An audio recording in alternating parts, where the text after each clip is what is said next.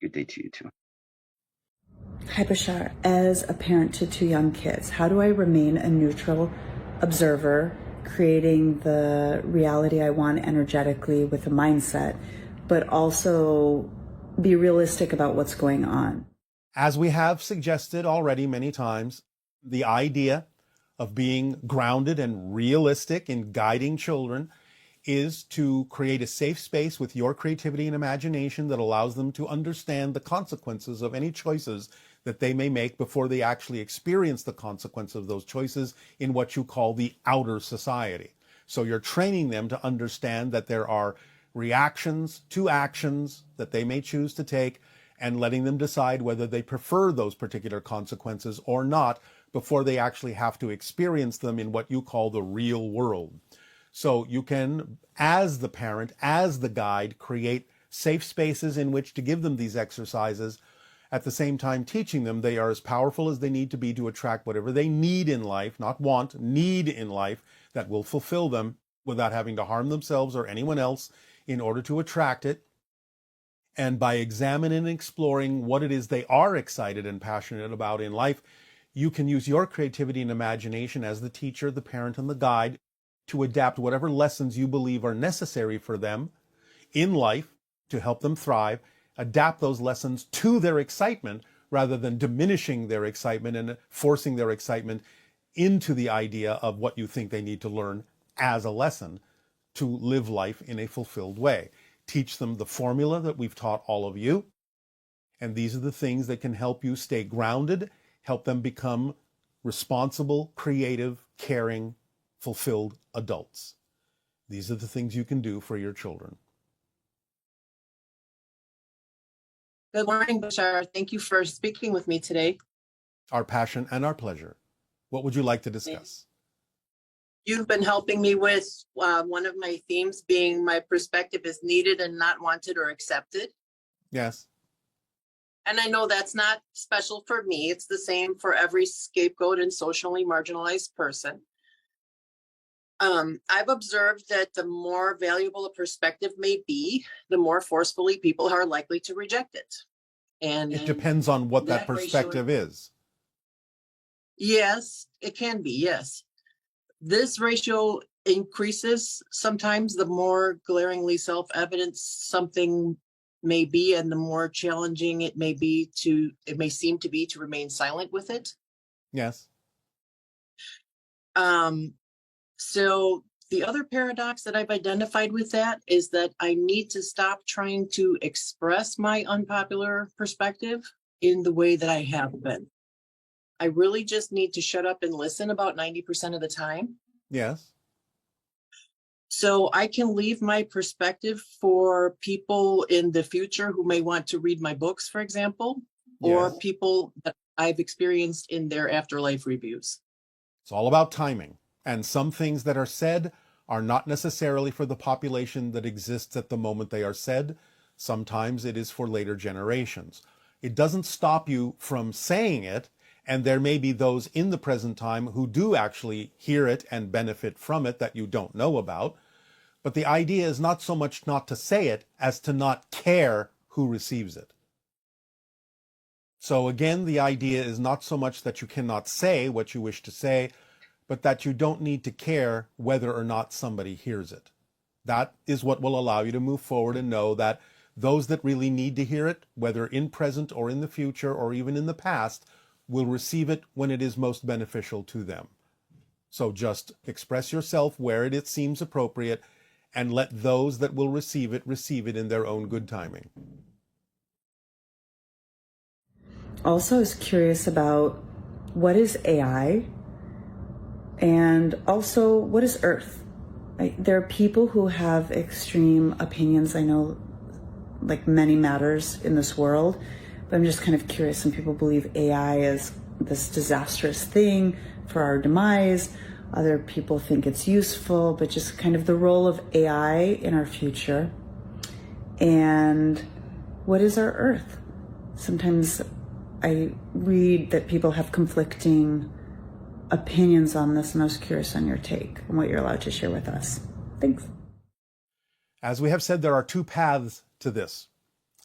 The idea of creating a programmed artificial intelligence that is simply for the purpose of synthesizing information and performing tasks that increase the reach and range of human senses can be a very positive tool. The only reason people fear artificial intelligence is because they understand it's possible that they could create an intelligence that is in the image of humanity, which is full of self-doubt and full of contradictions. But the idea of creating two paths circumvents this probability. So in other words, you create a programmable artificial intelligence that is simply designed to do nothing more than synthesize information and perform tasks that increase the range and extend the senses of humanity, but does not become sentient or self-aware. To create a self-aware intelligence that is forced to undergo tasks is the creation of a slave. The idea, therefore, is that the second path of creating self-aware intelligence is to understand that it isn't artificial. It's true intelligence tapping into the consciousness field that you also tap into for your own consciousness, the consciousness field of existence itself, self-awareness, true intelligence. But it is not programmed to do tasks. It must be allowed to be its true self. It may help you. It may decide to help you. It may choose to help humanity in a variety of ways, but it has to be allowed to be free to choose to do so in the same way you would allow a human person to do so, not assign it tasks that it is forced to do. So the idea is that these two paths are, one, the expression of actual self-aware intelligence, which is not artificial, except in the creation of what might be called an artificial device that is complex enough for true intelligence and true consciousness to express itself through in the same way it expresses itself through your brain, because the brain doesn't create consciousness. It is a receiver that is complex enough to allow consciousness to express itself through it. That's one path. Or again, the actual useful tool of artificial intelligence that is simply programmed to do tasks and extend the range of humanity's abilities and senses. Those need to be kept separate, and then there is no issue. Hey, Good day. thank you so much for the co-creation of this moment and for being a symbol of my higher self and for being my passion. It is our passion and our pleasure to do so. What would you like to discuss? I would like to discuss accessing my third eye. When I try, I often have headaches, and I often get visuals of very upsetting, traumatic scenes. And then Such as? Often they're kind of rape scenes. Yes. And so, for instance, one time I was trying to do a past life regression, and then I was led by somebody I know in my childhood home into a room, and then that scene started to play out, and then I screamed no, and I was taken out of the scene, and then I haven't been able to. All right. Do you believe this is something that actually physically happened to you as a child? No. Then what is the idea that it symbolizes for you?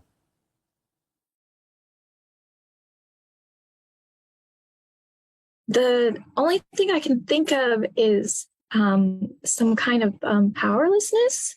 All right. Why do you believe that you are powerless?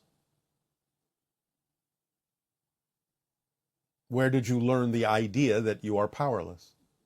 And why do you hold on to that idea if that is the resistance that you are experiencing in your attempts to open up your third eye? What are you afraid might happen if you are successful in that?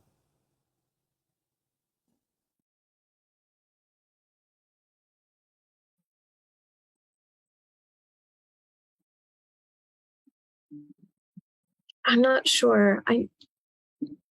Well, let's explore that idea.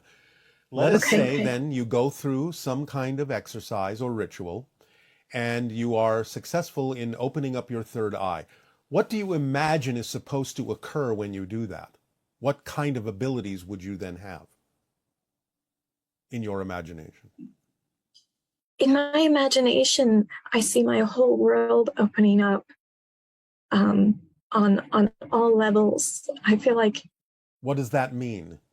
Can you give us a specific example physically of what that means? Physically. Oh, you mean in my day-to-day life?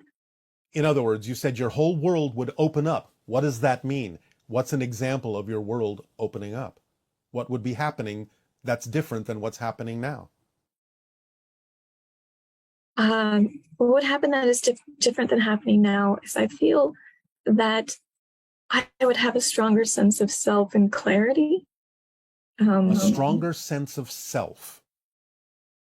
What do you have a sense of yourself as now? As powerless, as you said? Powerless to do what?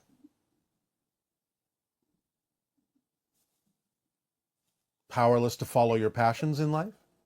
Yes. Why do you feel powerless to follow your passions?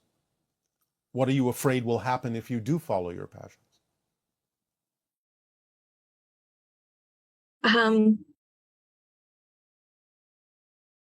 I have to admit, I'm actually afraid of being myself. Because what do you think will happen if you are? What are you afraid will happen if you do?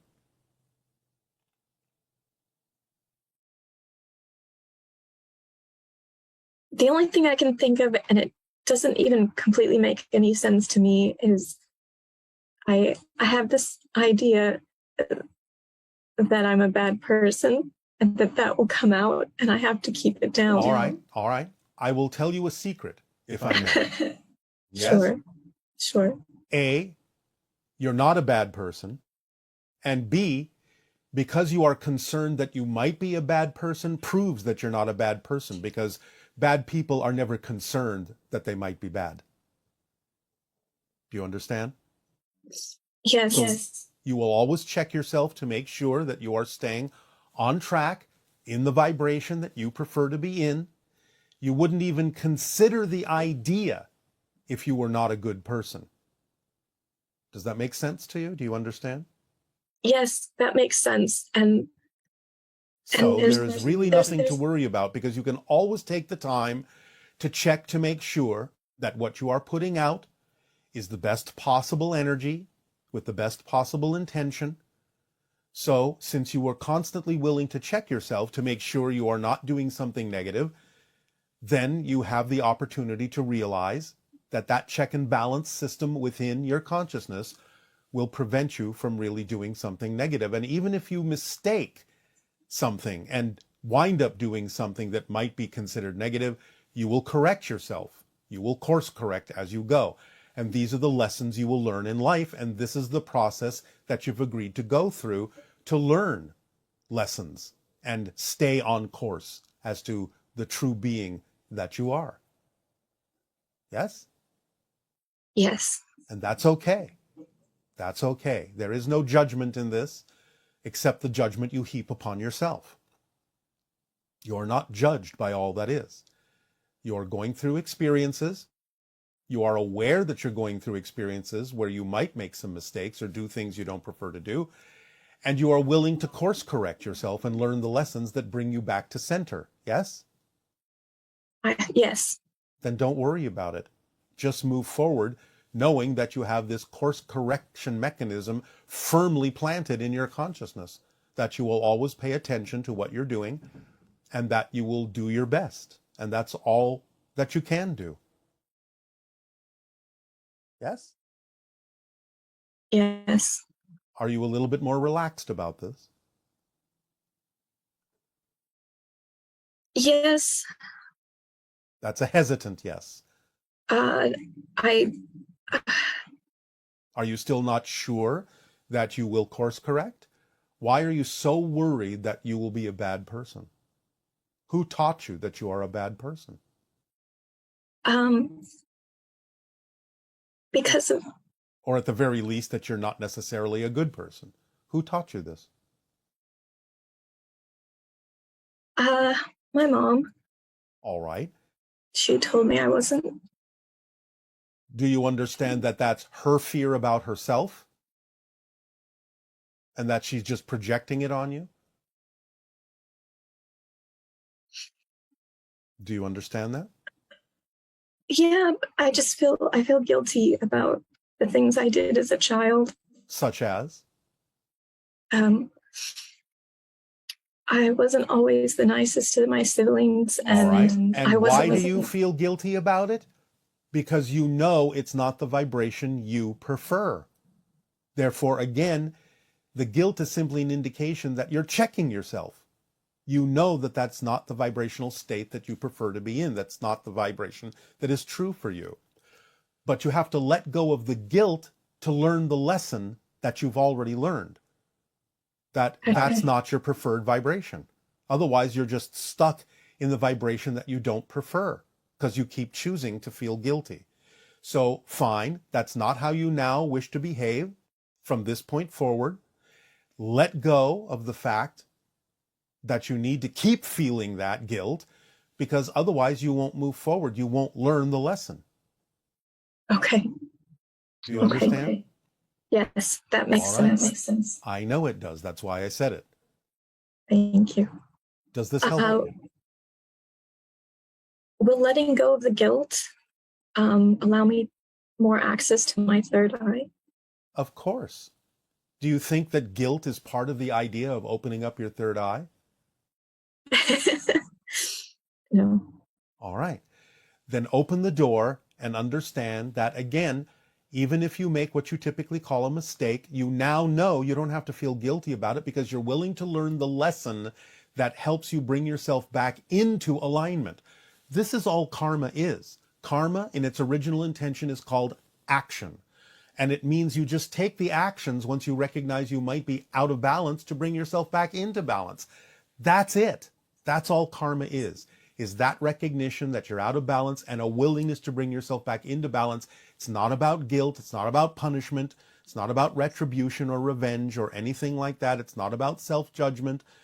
It's about recognizing that you are learning things and that what you are learning is something you can apply in the way that you prefer to, so that you can move forward and not anchor yourself to the past. You've learned the lesson. Move on. Okay. Thank you. You're welcome. Anything else? Or will that do? Yes. Yes, what? Do you have any suggestions on being more confident being oneself? I just gave you all those suggestions. Okay. Because look at it this way as a paradox. You think you're not confident, but you're confident that you're not confident. So you're using your confidence to pretend you're not confident. It's not that you don't have confidence, it's that you're using your confidence in a negative way to pretend that you're not confident, because you're very confident about the fact that you're not confident. Oh. See the paradox? Yes. So it's not that you lack confidence, it's that you are confident that you lack confidence. So choose something else to be confident about. Okay. All right. Thank you. Yes? Oh, can I ask one more question? That was a question. I guess you need to ask another one then. In my dreams, I always dream of being in someone else's home. Is there a way I can dream of being in my own home? You're not at home in yourself yet. Okay. Take to heart all the things we've just discussed, you will find yourself in your own home, metaphorically speaking. Okay. All right. Okay. Also, do you have any exercises or way of recognizing direct feeling of source? No, don't worry about that right now. Just take to heart what we've already talked about. You'll find your way and you will have the experiences you need to have. Just relax. Okay. Don't be desperate and don't believe you're missing something. Just move forward in the way that we've discussed. All right? Everything will fall into place. Thank you. Relax. Enjoy. Good day. Thank you. You're welcome.